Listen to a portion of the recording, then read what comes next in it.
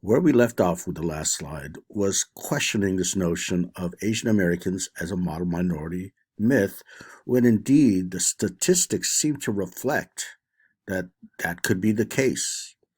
And when we look at the slide here, and we're talking specifically about post 1965 Asian Americans, because let's recall, and as I discussed with the last slide, Asian Americans in the United States were brought here primarily to work, as you know, in the heavy industries in the West, like mining and railroad construction and so forth. In other words, it was menial and unskilled labor.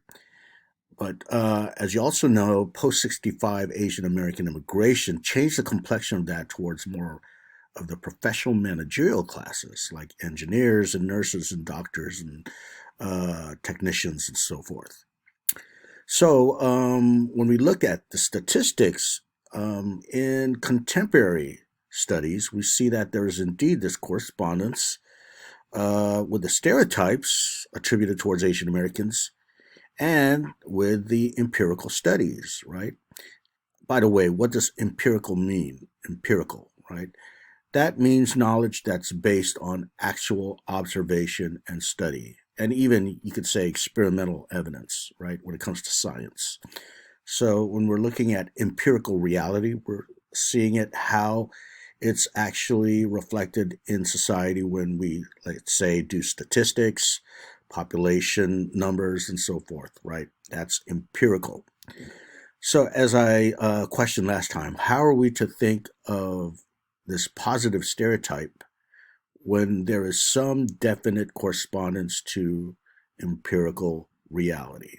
That is, there is indeed higher accomplishment levels in education, in work, in socioeconomic mobility, in wealth held among Asian Americans as a whole again, you know.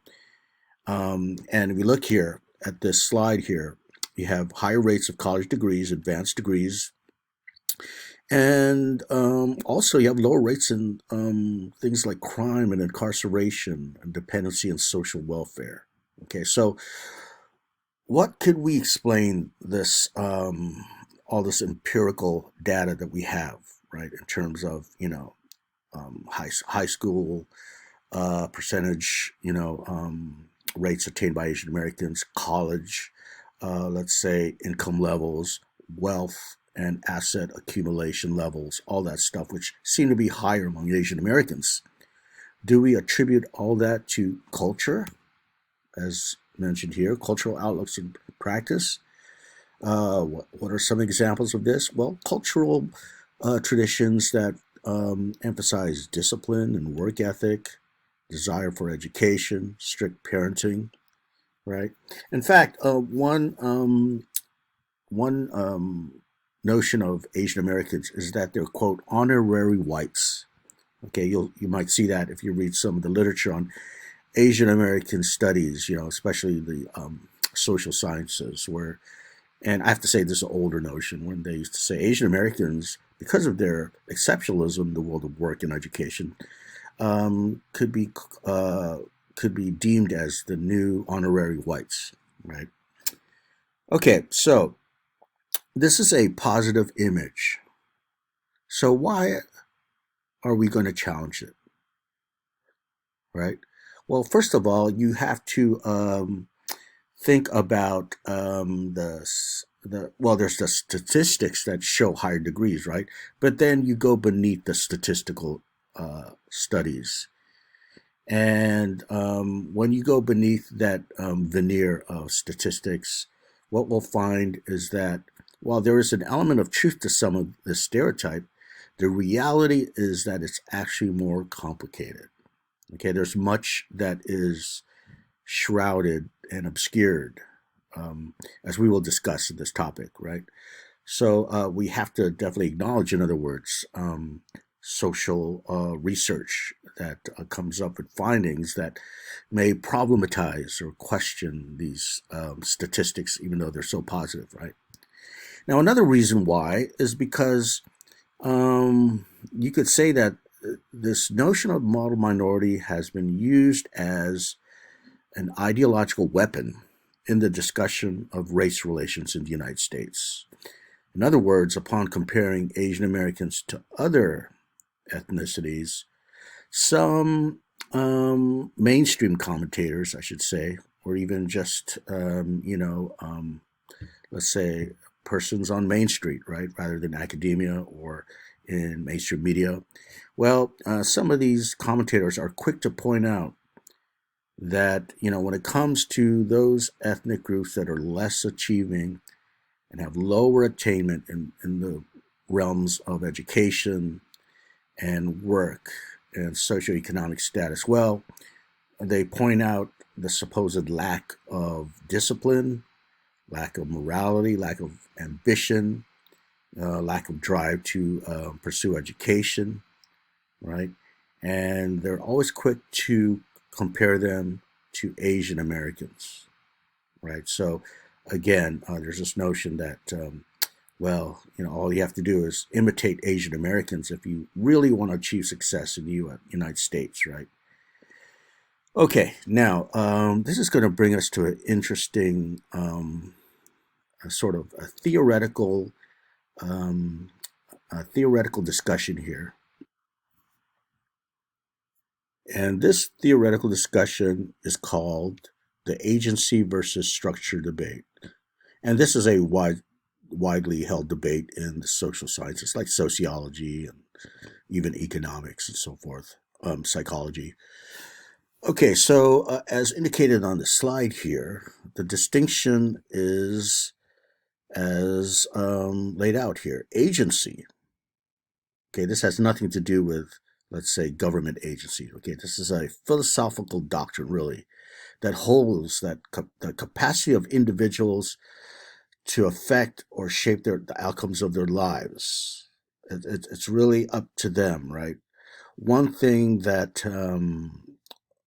allows this to happen, that is to say, for individuals to really shape their own life course, is because we all possess free will.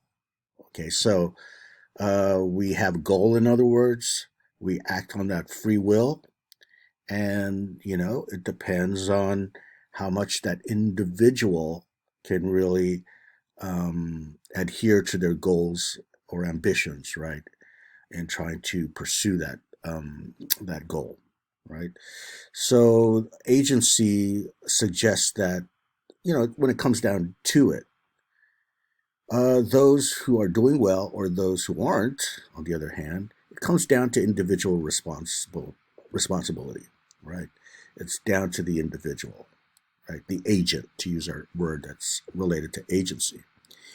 Now, on the other hand, this debate also is usually juxtaposed against structural factors. That is to say, on one side, there's agency, the belief in that. On the other side, there's the belief in structural factors. And this is when you feel that institutions, belief systems, norms, etc., uh, is what shapes the outcomes in the lives of individuals. Okay, so when you think along these lines, you often argue that the structural factors actually override agency, right?